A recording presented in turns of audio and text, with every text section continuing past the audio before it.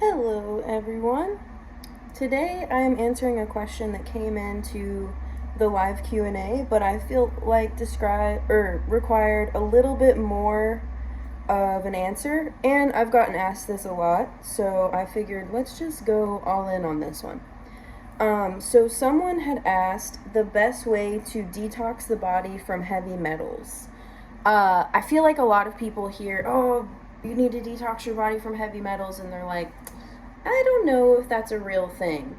Well, it's a little hard to explain, but we are, of course, exposed to so many environmental toxins all the time through the food that we eat, the cars that we drive, the electricity in our homes, things like MRIs and CT scans, and all the things.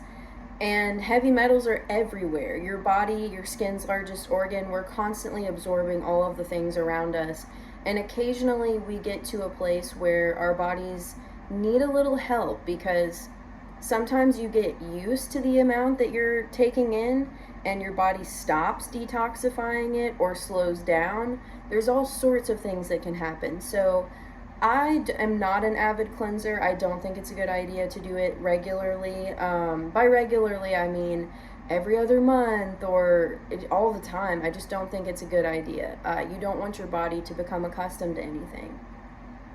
Except you do want to kind of be accustomed to the things around you because they're always going to be there, and it would suck if you stopped getting used to them. I have actually had friends whose children have been born without the ability to detox their bodies on their own, and this is something that can happen over time, and we see this come out a lot in autoimmune disorders, etc. Sorry, gotta pour my tea here. So it's a good idea to have a little bit of knowledge about the subject. So I'm going to there's lots of ways that you can cleanse the body or encourage detox, but I'm going to tell you all about my favorite items to do so. Of course, detoxifying herbs, lots of roots are great for that, like burdock, dandelion root, chicory root. All of those things are really cleansing. Soluble fibers, sunchokes are a really good one. You can definitely get this in through food.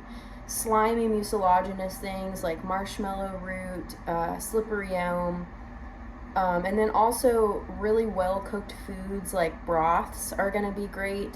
So prebiotics, probiotics, these are everyday ways to help support these systems of the body. But if you're wanting to do a major detox, my 3 favorite items are zeolite, food grade diatomaceous earth, and bentonite clay. Bentonite clay isn't always necessary because the diatomaceous earth, especially the kind I like, which is called red lake or red earth, has bentonite clay present in it. So zeolite powder, first of all these ingredients are in our hair powder. I always tell people you can use our hair powder in more ways than one. The zeolite is really cool. It's essentially volcanic ash. There's this really interesting process that happens when lava ash, and seawater meet. And this creates zeolite. It is then dried out and then powdered. And what diatomaceous earth, bentonite clay, and zeolite powder all have in common is under a magnifying glass, the structure of their molecules is very cage-like, or like a porous hole. And they are also very negatively charged. A lot of these toxins and things that we encounter are positively charged. And so these cage-like negatively charged molecules are helping to grab at these toxins and take them out with them. And charcoal does this as well. When you hear about how charcoal works, it's really interesting.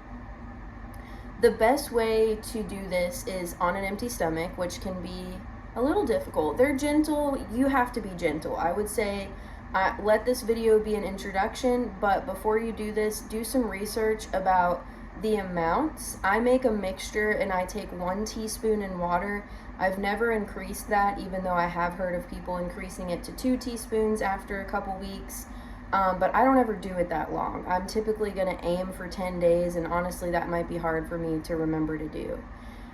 They don't have much of a taste, but they do have a bit of a texture. So if you can handle it in water, that's great. Again, it's pretty tasteless. It's just kind of a weird texture. I like to do it in smoothies or something thick, just because it's going to be a little bit thick. I haven't done this, but I just thought maybe like hot chocolate could be an interesting way to take it. But those are my 3 favorite ingredients for heavy metal detox or detox in general.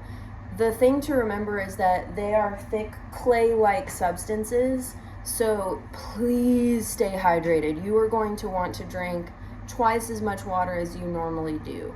If you are a forgetful water drinker, you are not going to want to be forgetful while putting clay inside of your stomach.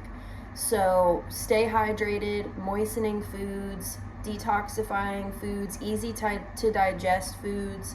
A lot of people say take it 2 hours before eating. I typically will do it an hour to 30 minutes before eating. It's just more my style. But yeah, I hope that helps answer that question. And if you give it a shot, let me know. I know a lot of you all are going to ask which brands I use. I honestly am not committed to a brand.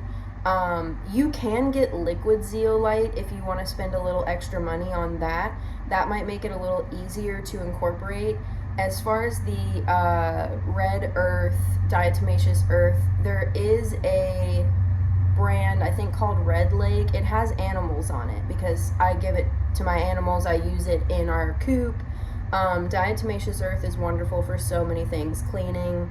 A lot of people have it at home and they're like for their laundry and stuff, but you probably don't have the food grade if that's what you've been using it for, unless like me you're using it for your animals.